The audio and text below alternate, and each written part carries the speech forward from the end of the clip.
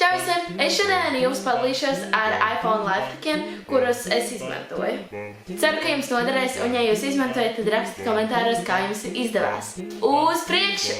Man personīgi viena no visgrūtākajām lietām izvēlēties telefonu bija izvēlēties tā krāsu.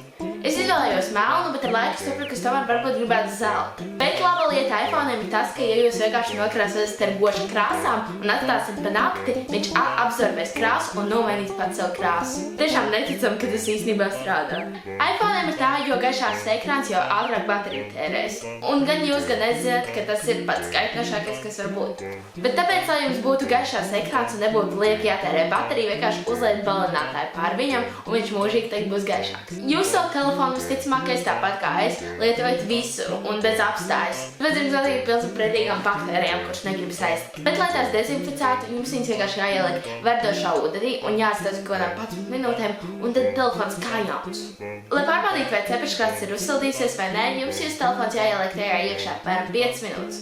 Pēc tam, ja jūs izņemsiet viņu ārā un viņš būs karsts, tad cepeškrāsts ir uzsildīsies. Jūs varbūt domāsiet, ka tas var atsabojāt telefonu, bet nē, ja jūs ieliksiet uz apmēram pusstundu saldētavā, tad viss būs kārtībā. Kuram negadās dažreiz pasūtīt nepareizā modeļa telefonu vāciņas?